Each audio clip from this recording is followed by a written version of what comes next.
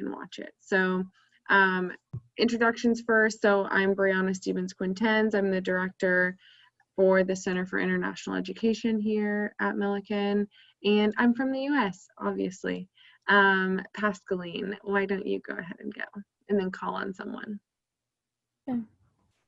My name is Pascaline Muhindaliga. I am from Democratic Republic of the Congo. I am studying at Millikin University. I am in the MBA program, and I am working from the CIA SBA. Yeah. Let's go to Tyler.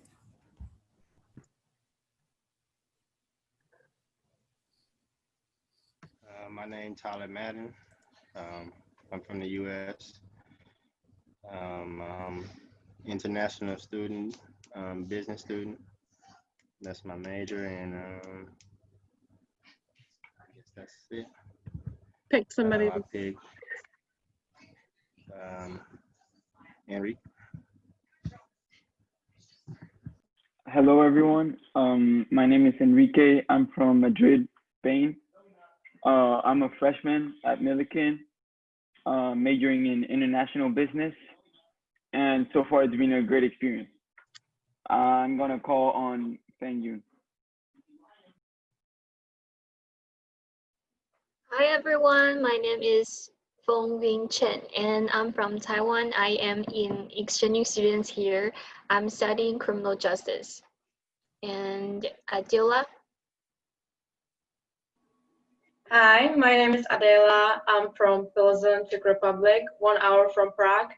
And here I'm studying health promotions, and so far so good. And if I can see, there's Diliara. Then I'm calling Diliara. Yeah. Hello, my name is Dilara. I'm from Russia, and my major here is communication. Perfect. So you guys can answer the question that we talk about in any order. And just feel free to jump in. It's not super formal. It's just, like I said before, us kind of being in class and having these types of conversations. It's the same today. I just want other people to be able to go back and listen to it. So no pressure. And the first question that we have is, how would you define internationalization? Like, what does that mean? And why is it important as it pertains to Millikin and study abroad? What do you think? Well, from what I've seen so far, I'd say that internalization is basically having a lot of people from different backgrounds and in this case, nationalities come together in one place to achieve one goal, which in this case is obviously getting our degree or spending a semester here. And I think that the benefit of this, especially in the world that we live in right now, where everything is so connected and we can literally see what's going on across the Atlantic Ocean in a matter of seconds with our phones and computers, being able to recognize the existence of all these different cultures and ways of thinking in a global environment is super beneficial. And I myself, I think that I am getting a very good life lesson and experience from this.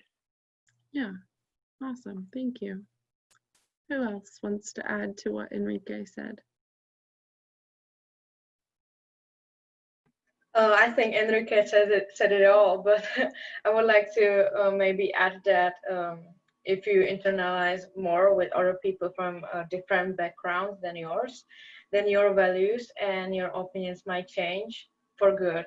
Because I feel like being here, apart from my family, I had to be independent and go for myself and search for another friends and see their culture, how they see the world, and it's really beneficial to me.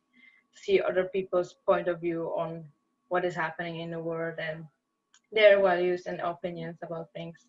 Yeah. Absolutely. So it's educational also. Yeah, I love that. What else? I think internationalization is like an ability that you can have communications or you can work with other peoples from other countries.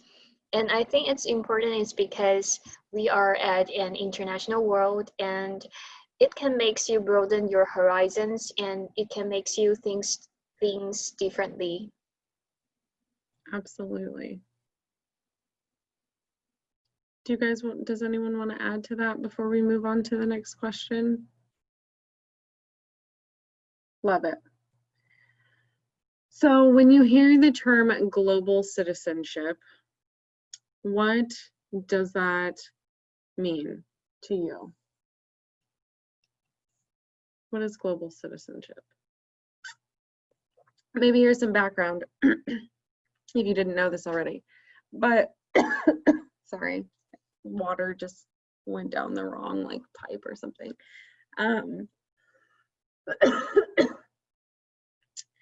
In Millikin's mission statement for the university, they say that they are preparing all of their students for democratic citizenship in a global environment. So when you hear that, democratic citizenship in a global environment or global citizenship, what exactly does that mean to you? And especially since Millikin, you're paying to be here, right? And Millikin's promising that you're going to have this experience. So what does that mean for your education and for who you are, or your major, or what you plan to do after college? I just feel that means that Millikin prepares their students to that they necessarily don't need to be in one place, and they can go all around the world with their education and their knowledge. And it doesn't matter their identity; they can go anywhere else and show their knowledge and what they're capable of, and how they basically react to other cultures. So that's my opinion. Yeah, I think you're exactly right. So if global citizenship is exactly that, your ability to go anywhere and communicate with anyone cross-culturally and communicate with them in a way that you can show your expertise in a respectful way, what do you feel like happens at Millikin to help you prepare for that, if anything? Or do you think Millikin needs to do a better job at that? What kind of international experiences or cultural diversity do you experience aside from in the CIE while you're at Millikin? And it's okay if you feel like that there's not enough, or that, you know, this is a loaded question, but you guys can do it. I believe in you.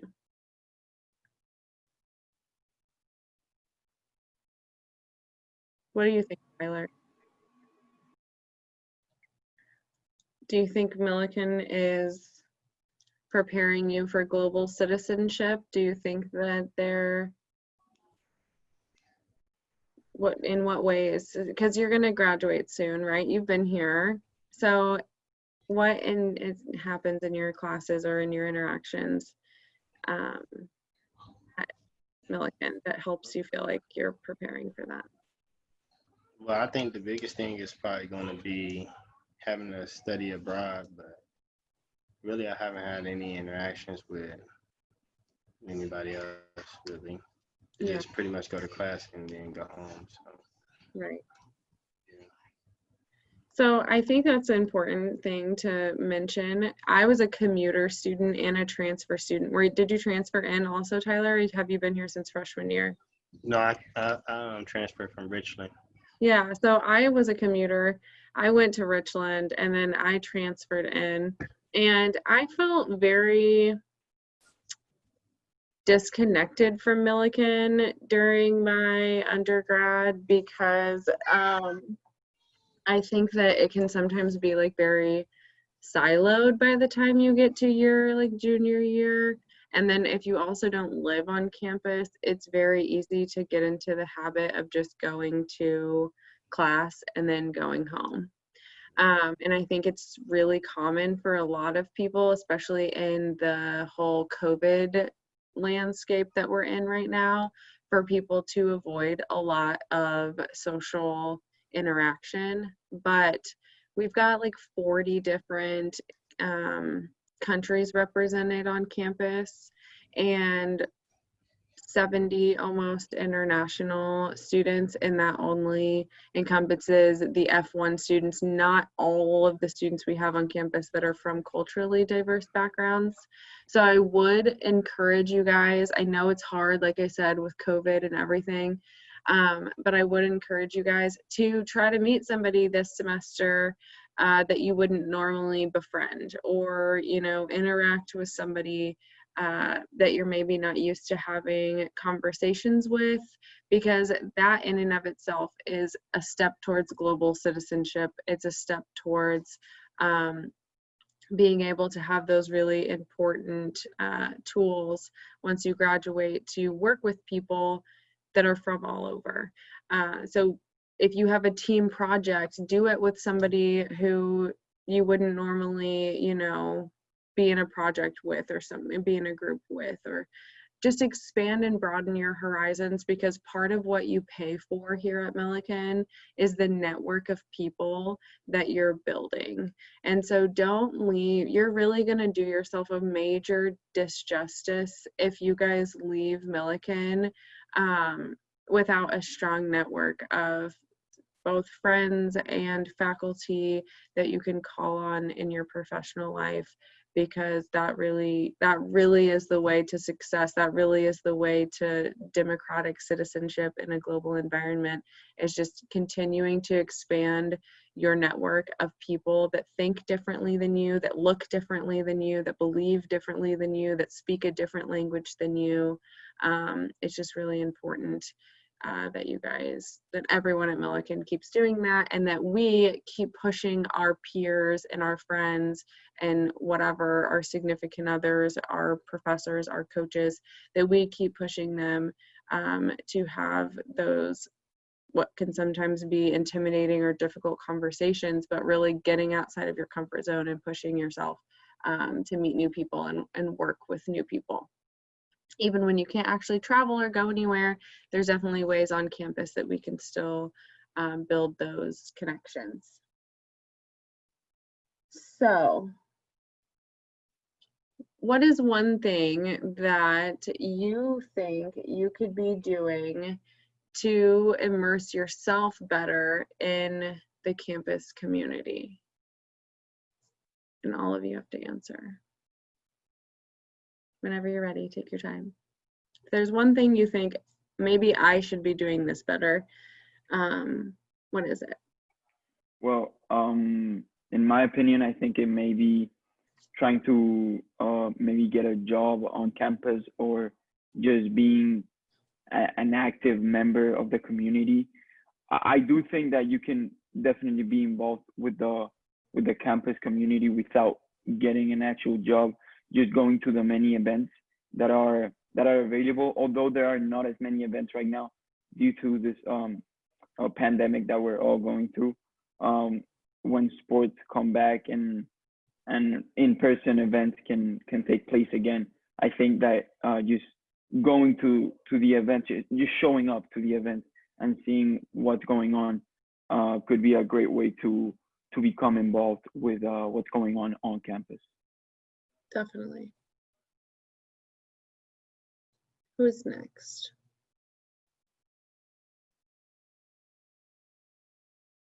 What can you be doing? I will make a plans, like I will trying things that I have never experienced, and try to meet new peoples here, and yeah, do the best I can do. What do you think, Adela? Yeah, to try and more socialize. But it's really harder in these times, you know, because of the COVID. I feel like if I would come here 2 years before this all, or even a year before COVID, it will be much easier for me to find friends and people with the same, you know, same interested as me, because I would be able to go to many events not just on Zoom. But I still try my best, and not everyone wants to be friends with me, and that's fine. So I'm trying and anyone I can. So yeah, and I found some people that are really good to me. Good. That's... What do you think, Diliara? What could you be doing better? More activities. And Tyler, you kind of already talked about yours a little bit, right? Maybe hanging out on campus instead of just running home after your classes. Okay, so we're getting near the end of our time for this session. So I want to give you guys the opportunity to say maybe one more thing that you would want a student that is preparing to study at Millikin or preparing to go abroad. If you could give them one piece of advice, what would that piece of advice be about their journey or what they should do whenever they're here? Well, from my experience, I would say that even if things get hard, because before I come here, I needed to sign thousands of documents, and then I became very stressed out and anxious. I just feel like I need to say like keep on going and try it and overcome your fear, because then it will all be paid back really good. It just, yeah, the fear coming here and being here alone, I felt that too, but now I'm relaxed and I'm glad I did this for myself. I love that.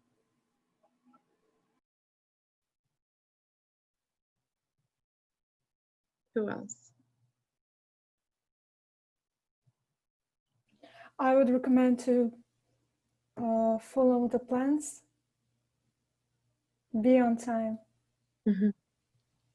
All this and studying process and bureaucracy process too. I mean, formal university stuff. Right. Yeah. What do you think, Enrique? What's your piece of advice to a student that would be coming here from Madrid? Oh, I think just not being too overwhelmed by all the changes, because at the end of the day, everything is going to change at some point during your life.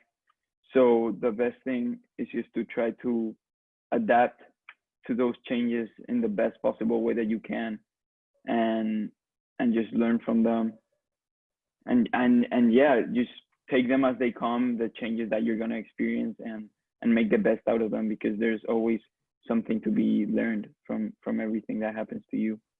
And yeah, just, you're going to be okay, so don't worry, I'd say. Love that.